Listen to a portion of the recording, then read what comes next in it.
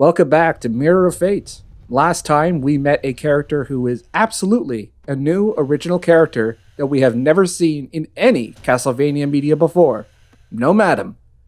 Not at all. My original character, do not steal. Yes, copyright Mercury Steam. Anyway, we're going to start off with a new item that is actually a very old item. Oh, man. It's a goddamn pot roast. Mmm. That was actually a pretty good eating sound. I like that. Yeah, there were no pot roasts in the original. You can only heal from health fonts. It's so good to see the classics. Yeah, I had way too much fun with the physics on this. You know, as you should when a game like this presents the opportunity. So this is the correct path that we're going through here, but we don't actually have the magic necessary for it yet. I'm just showing off what happens if you screw it up.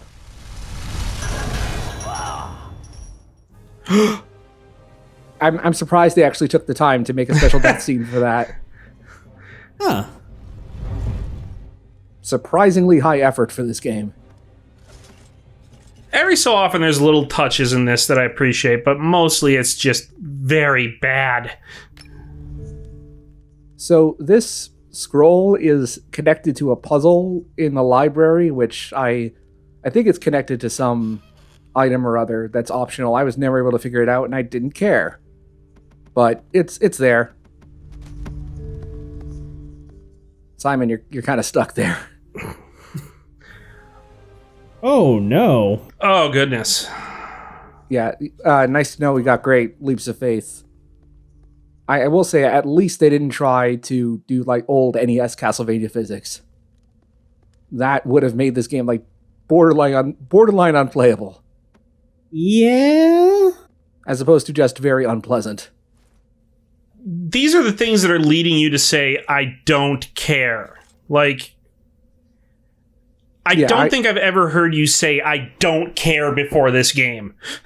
Yeah, like, I don't like playing bad games. I like playing interesting games, and sometimes bad games are interesting. This is not an interesting bad game.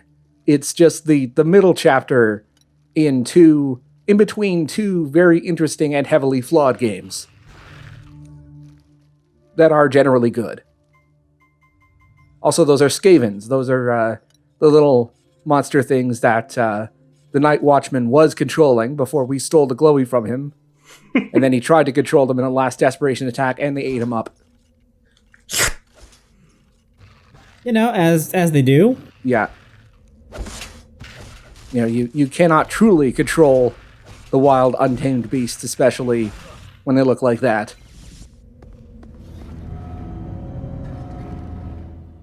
This is not a new minecart. That's the same one we saw before. I know I said it last time, but the super ornate hearts are really throwing me for a loop. Yeah. Like, I keep expecting you to, like, get more health from them. It's just a standard Castlevania heart. It just looks like a heart container. Yeah, the hearts are definitely over-designed for what they are.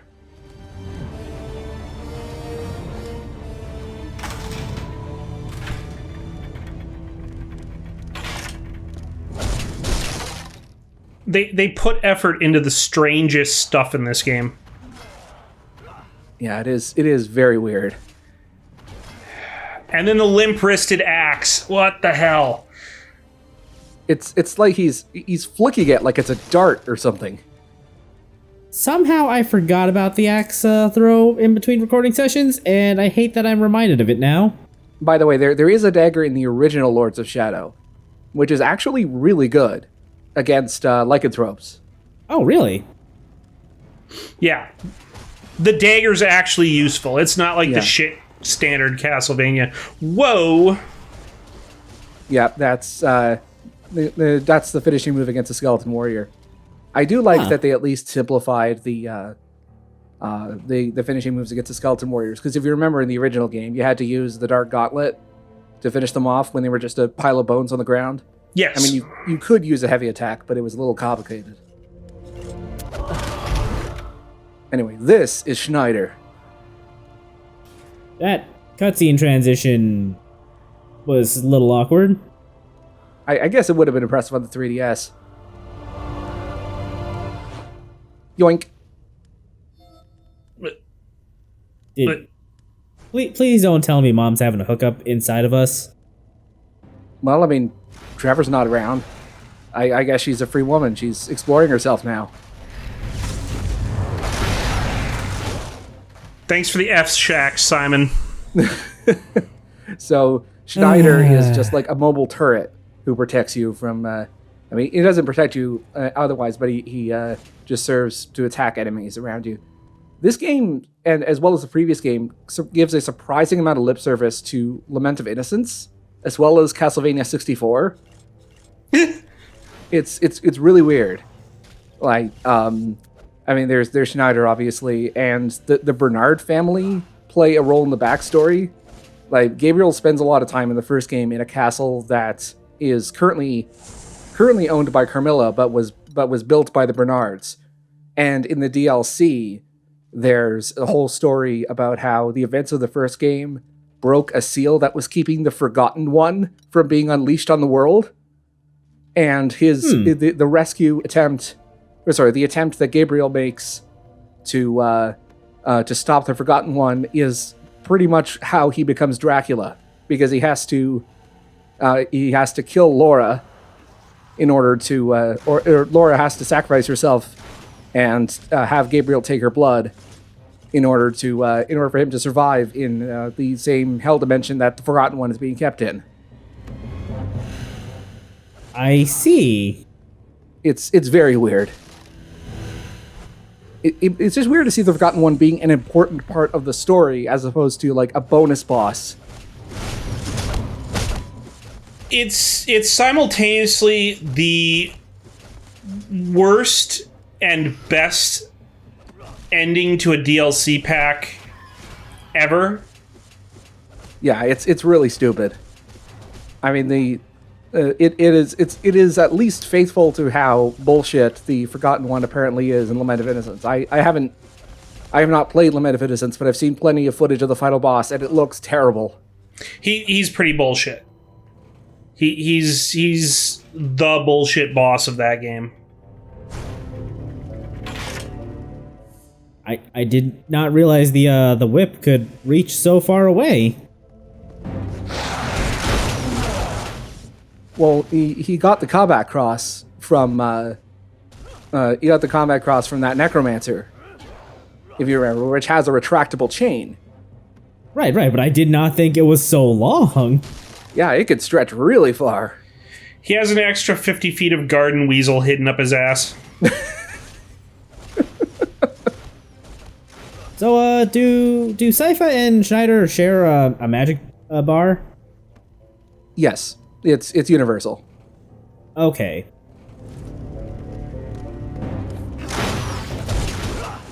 I do not want to know what they get up to when Simon isn't using them. Meanwhile, Simon's like, "Shut up, Ma, I can hear you two in there." These walls are paper thin. Stop rocking the boat in there. You're rustling my large intestine. I do think it's interesting you collect basically ghosts of dead people to fight with you. It's like goth Pokemon. It's something that's exclusive to Simon. But it is pretty interesting that they are canonically spirits. Someone saw Soma's power of dominance and interpreted it in a really weird way.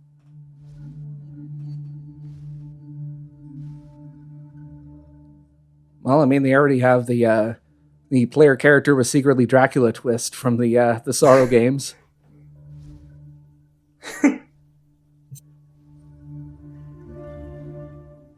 It's our old buddy. It was Victor Hugo's very controversial sequel, The Hunchback of Wallachia. Did not sell very well. That's because they didn't give Kojima top billing. No, I do not want a higher challenge. Shut up, game. I hate you. Wow! Whoa! There's also a boss rush, which, would be pretty standard in a Leagueovania game, but in this, why anyone would subject themselves to a boss rush, especially because from what I've seen, I don't think there are many opportunities for healing in between or health restoration. So what's the point? Yeah, that sounds kind of miserable. Yeah. Oh, also, what I'm trying to show off there is that some bestiary entries are incomplete, and you have to find multiple pages. Were you just floating on the stairs? Like, yeah. I'm noticing that about his animations. I cannot confirm whether that happened in the 3DS version or if that's a flaw in the port, so I'm not going to blame either way. I'll just say it's a flaw in the PC version. Either way, the game couldn't decide which step Simon was on. Yeah, like, I'm not going crazy, right? We're all seeing this. Yes. Well, at any rate, this is going to make Lords of Shadow 2 seem way better. I didn't even know this game existed. Like, when we started this LP and you said trilogy, I'm thinking, when did Lords of Shadow 3 come out? Nope. There's a crappy middle game. Yeah, I'm reminded of if they remember, Batman Arkham Origins Blackgate had a very similar situation. Oh, that name sounds very familiar. I don't remember what it was, but I remember something real stupid about that. It also was there was a 3DS and a Vita game, which also got a hastily released PS3, 360, and PC port. Pretty much identically to what happened here. And it was also a half-assed attempt to turn an excellent 3D game into a 2D Metroidvania with two mixed results. Let's be honest here, Arkham Origins was also the half-assed middle child. But it also had better storytelling, at least. That's fair. And yeah, and I mean there were two. There was Arkham Origins on console, and then there was the Arkham Origins spin-off, Arkham Origins Blackgate, for 3DS and Vita. No, they were both crap. Like, both reviled, both crap, both hastily developed, both cash-ins on the popularity of the Arkham series. I should also point out here that, I mean, obviously you're supposed to use Schneider, but there is a not completely consistent, but somewhat consistent way for Schneider to simply not work when you're trying to move the elevator up, and he'll just miss entirely. Well, that's fun. You mean to tell me there's bugs in this game? Yeah, I know, it's shocking. It's almost like it was a rushed title. I know. What, this game? Nah. No. Wait, what was the point of this encounter? So this is an extended encounter where this one enemy is going to... They're trying to make this one enemy be like a pain in the ass, where, you climb up this tower. This is supposed to be like the big final confrontation. We're getting towards the end of Act 1. So this is the end of our playtime with Simon. So that bird thing is supposed to be like Mr. X or Nemesis, where it's just constantly hounding you. For like one map, yeah. Yeah. Also, I would have taken fall damage there if I hadn't used the air dash. That fall damage thing is what's bugging me. Like, that has no place in a Castlevania. I'm sorry. A 2D one especially. Well, Metroid Prime had fall damage, but it only had like 10 energy of fall damage. And you had to fall a long way in order for it to be triggered. And it had no instant death. If I remember correctly, there's also a way for that particular area to glitch out, but I cannot remember how to do it. We'll just have to take my word on it. I thought you were gonna swing underneath this thing. No room for creativity in a game like this, unfortunately. And by this point, you're supposed to be like, oh no, it's this piece of shit again, I really want to kill it. But I just could not care less. Anger turned to apathy. Also, this guy is immune to axes. Are you sure you weren't just throwing it at the wall? No, it hits his hitbox. I specifically remember in failed takes, I very clearly hit him with the axe and it didn't work. Enemies do have strengths and weaknesses and are outright immune to certain sub-weapons. Alright, so coming up is one of my favorite bosses in the game.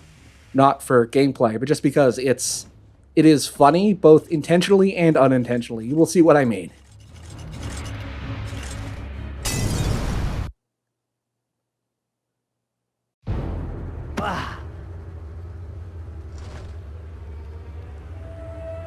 Simon, come, Simon. Oh, sorry, I thought you were Simon Cowell. Never mind, go back, please. Ah, yes, the hooker boss. Welcome, warrior. We've been waiting for you. Wait a minute, you're not Farah. So far, you must be weary. Come, stay with us. Didn't I see her in Jabba's palace?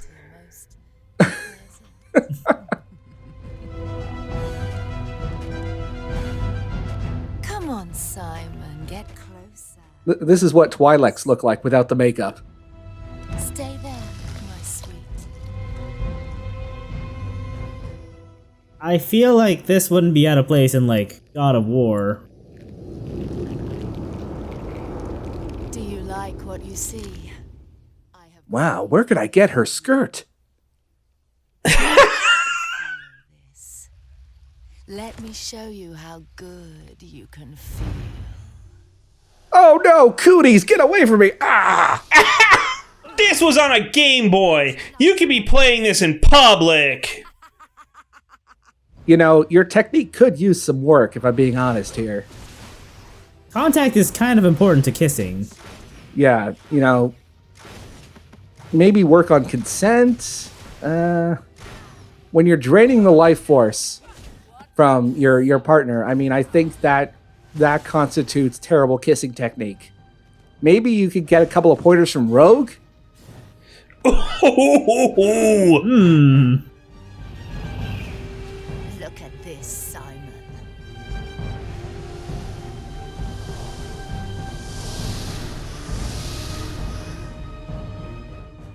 Still not gonna go for actual contact, huh? That was clearly meant to turn on a mostly straight male audience, but nothing could be more appealing, especially not on the 3DS. And it's just, it is just horrifying. Oh, is she gonna do that like two or three times? Oh yeah, of course. You know how to design a video game, don't you? Yeah, I saw that lady climb back up onto the. Yeah. See, if this was God of War, there'd be 4 or 5 women. Wait, what? I died, and then it just went to the next phase because when I died, it triggered the checkpoint at the same time. I actually forgot about that until it showed up just there. Good programming, fellas. So if I remember correctly, I think after the start of the next phase, is my favorite cutscene in the entire game. Also, you may notice I'm just spamming Y. The standard Y combo is very effective. I think it's this cutscene. Maybe the one after it. Also, Schneider works really well against the succubus.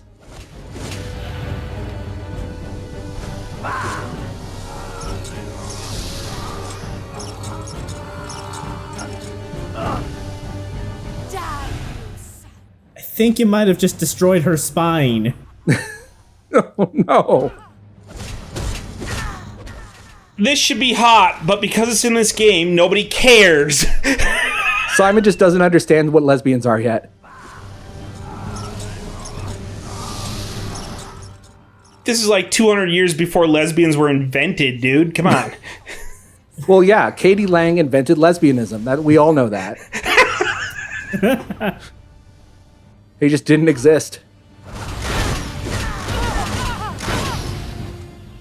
Oh, it's this one right here. Watch Simon's expression. Out on so much pleasure. Duh. Girls! White girl kiss on girl. Gah. I just fucking love that so much. His expression. I like how they had to censor whatever was going on to produce 3 of them. All right, so this is an obvious clone. Pick the real one, but there is a secret here.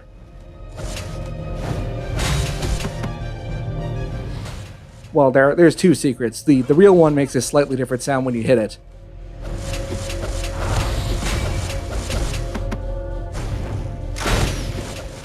But also, Schneider will always hit the real one for you. Oh. Oh, for crying out loud, man. Yeah, at this point, Schneider and Sypha's relationship have developed enough that he's become a surrogate father for Simon. That Trevor never was. So he's basically become Simon's dad. Good job, new dad. I think at this point he's just said, I want this over as much as you and the player do. So really, Schneider is the player surrogate in this situation. Again, I'm just spamming Y. It's so effective against the succubus.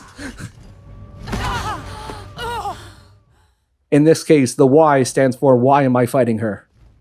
And not doing something more productive.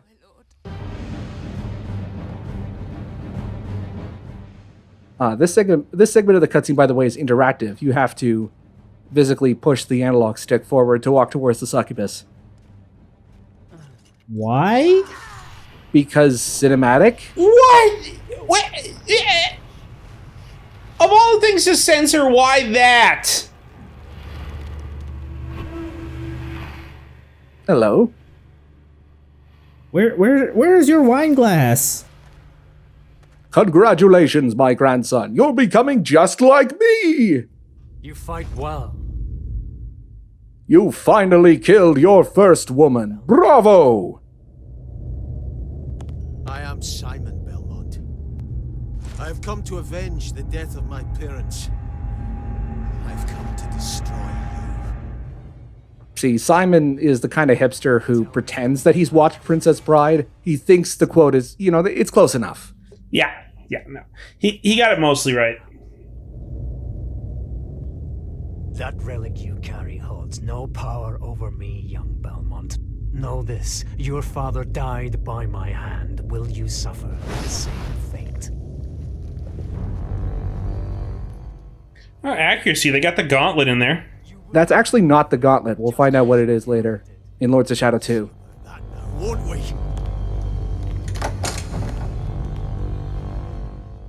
If I remember correctly, the gauntlet was on his left hand? Who's this?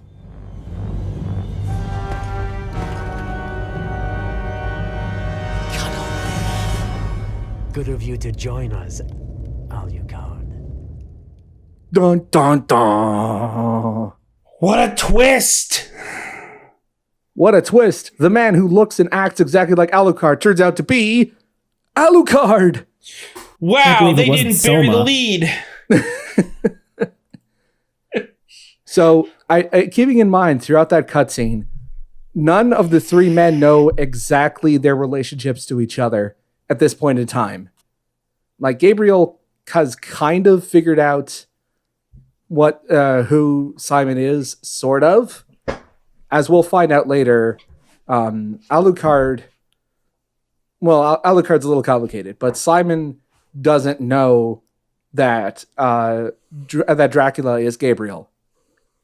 He doesn't know. He has heard stories about his father, but they're vague memories of Trevor. He doesn't really know anything. Basically, the relationship between these 3 men has the complexity and the stupidity of a high school love triangle, but none of the intrigue.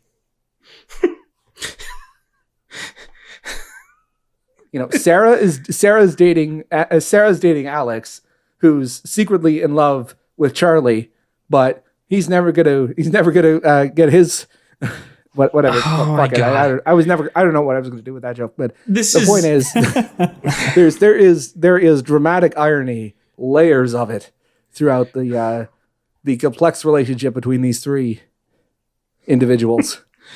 I'm not sure any of that irony is really hitting, though. It's crowbarred in there.